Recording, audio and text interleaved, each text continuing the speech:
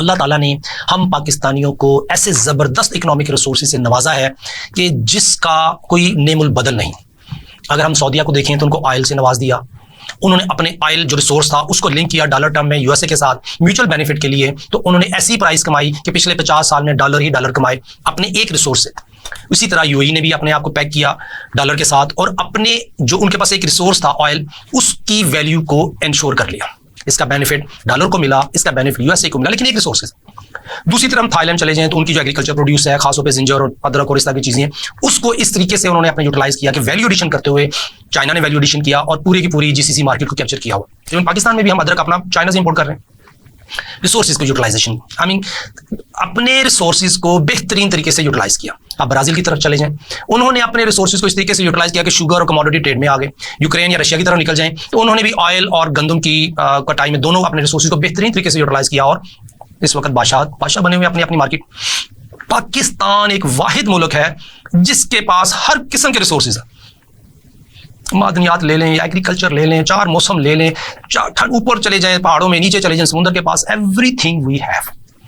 IMF की एक report है नाजरीन, उसमें आईएमएफ ने इस सिचुएशन को कूजे में बंद कर दी। उन्होंने कहा जी Pakistan is at 100 in terms of logistic. देखें, ये थे कि अगर बच्चे ने 100 में से 100 नंबर लिए हैं तो इसका मतलब है कि बच्चा एक्सेप्शनली आउटस्टैंडिंग है। 99 लेने वाला भी 1 नंबर लूज कर रहा है, लेकिन जिसने 100 में से 100 ले लिए वो exceptionally good. IMF working paper, world bank की कोऑर्डिनेशन जो इशू हुआ था, अगर आप इंटरनेट पे जाएं पाकिस्तान इज एट 100 टाइप करें, आपके सामने वो पूरी रिपोर्ट आ जाएगी कि पाकिस्तान इज एट 100, यानी कि 100 नंबर पूरे के पूरे दिए, क्योंकि हम लॉजिस्टिकली सेंट्रली इस तरह की लोकेशन में हैं कि रशिया हो, अफगानिस्तान हो, इधर ईरान हो, इधर चाइना हो और दूसरी तरफ पूरी दुनिया हमारे समुद्र के साथ लिंक हो रही हो।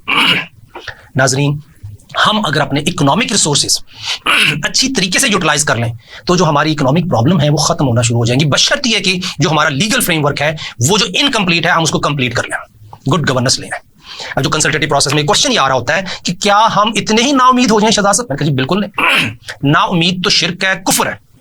हम अपने रब की रहमत से नाउमीद नहीं है, लेकिन उसी वक्त जब हम अल्लाह से उम्मीद लगा रहे हो तो उस वक्त हमने पूरी कोशिश करनी है कि जो अल्लाह ने हमें रिसोर्सेज दिए हैं उसको बेहतरीन तरीके से यूटिलाइज किया जाए। उसकी यूटिलाइजेशन में पहला स्टेप तो नो डाउट लीगल फ्रेमवर्क जो हमारे उसमें कमियां हैं उसको पूरा किया जाए। पाकिस्तान इज एट 100, अगर आप इसको लेके चलें तो हम अपने जो रिसोर्सेज हैं उससे तो कमाएंगे ही कमाएंगे, लेकिन नाजरीन वो जो लॉजिस्टिक लोकेशन की वजह से हम कमाएंगे वो जबरदस्त किस्म की हमारी कमाई होगी, हमारे इनकम रिसोर्सेज बढ़ जाएंगे। क्योंकि जिस दिन हमारे इनकम सोर्सेज बढ़ेंगे उस दिन से हमारी सनत भी तरक्की करेगी, मईशत भी तरक्की करेगी।